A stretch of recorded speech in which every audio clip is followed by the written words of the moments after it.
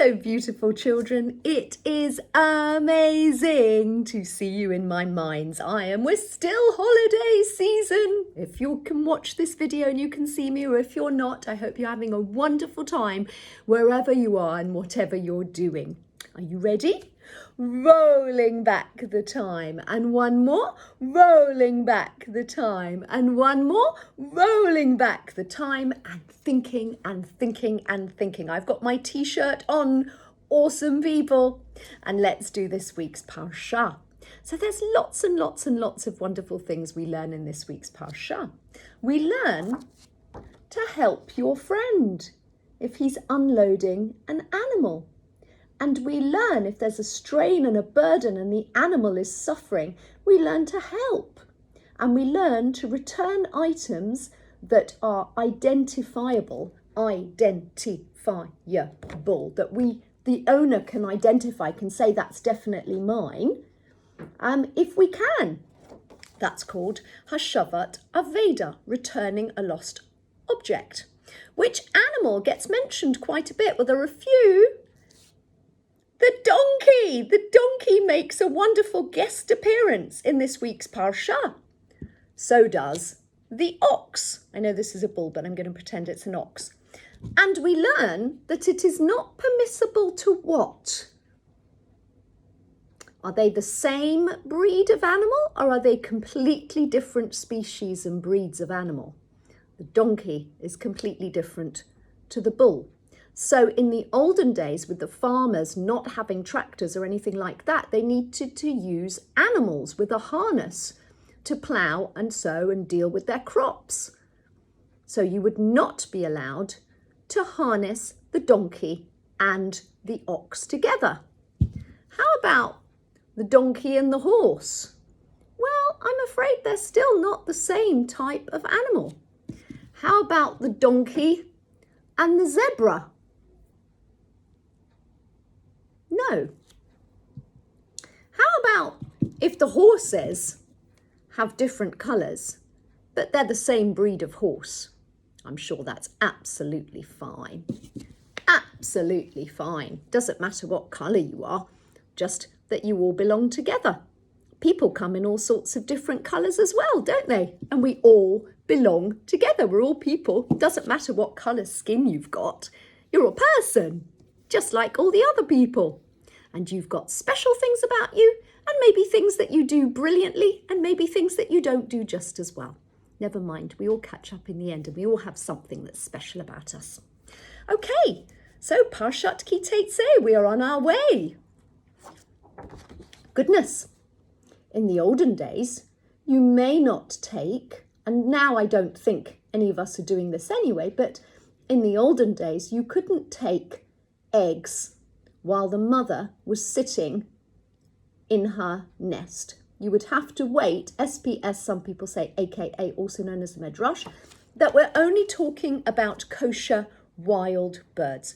But you may not take a bird's eggs before sending the mother away. Ki Tetze, we're on our way. Okay, what else do we learn? Our homes must be safe. And if you have a rooftop, some people maybe, I don't know if your house, I don't know, does it maybe?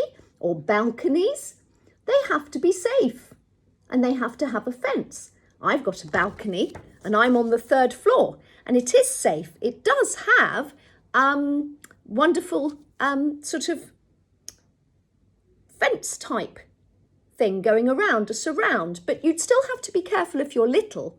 But on top of that, before we moved in, the person who used to live here, she put netting up because a lot of birds tend to come, pigeons. And every now and then they have to bring the hawk to get rid of the pigeons because the pigeons are scared of the hawk because the hawk comes after them. But they do like to come to the balconies, the pigeons. Even the magpies like to come. So we have to have our homes must be safe. They must have a strong fence around a home with a flat roof and maybe even keep our electric stuff covered. We know we've got to be careful, don't we, and keep medicines away from children.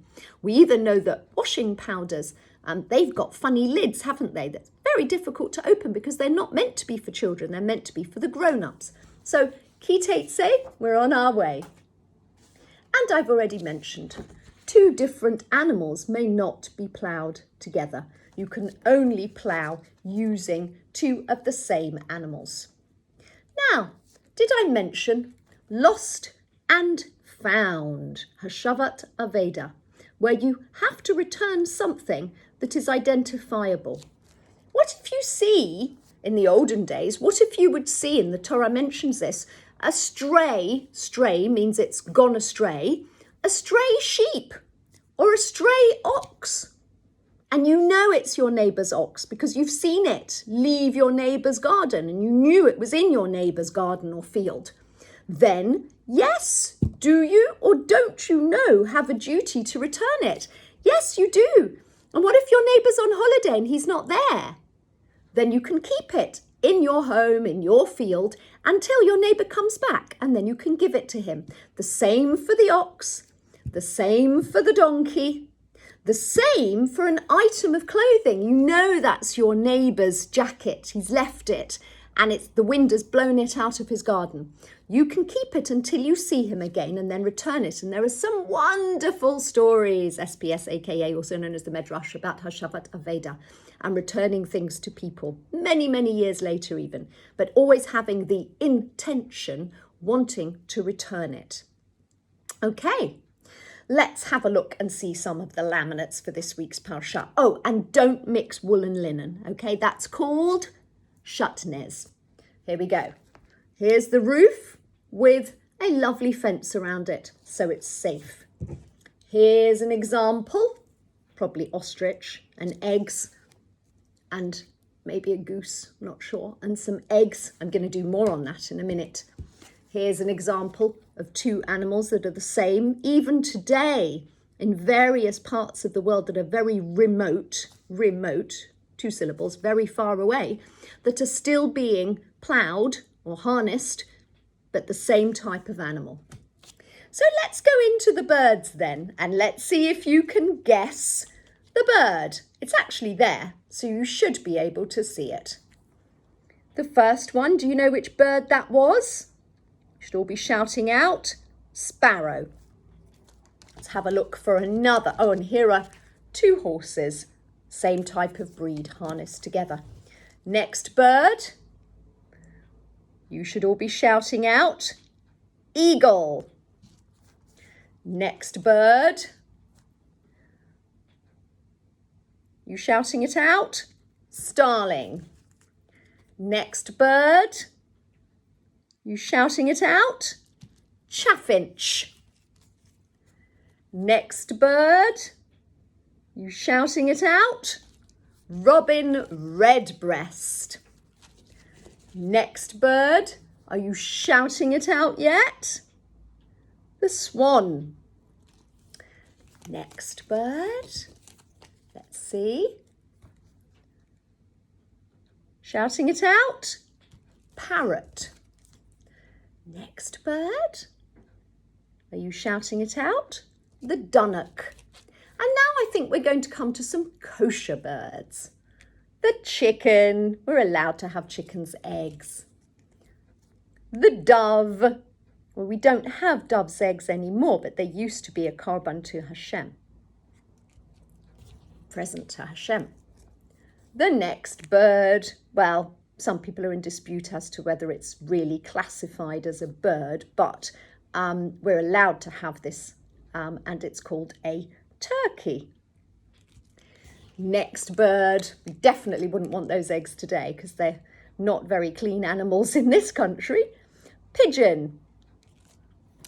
And next and last bird, the Bnei Israel complained a lot and got these, we think, SPS, some people say, aka also known as the Medrash, and we refer to them in the Torah as don't run away, quail's eggs. Okay, so that is Parshat Ki Tetze. Goodbye, you're on your way. Listen to your mummies and daddies and do what they say. Listen to your mummies and daddies. Please don't forget to pray. Listen to your mummies and daddies. The rabbis lead the way. Then They will be happy. See you next week. Have a wonderful week. Enjoy your holiday. Be good to mummies and daddies. Shabbat shalom.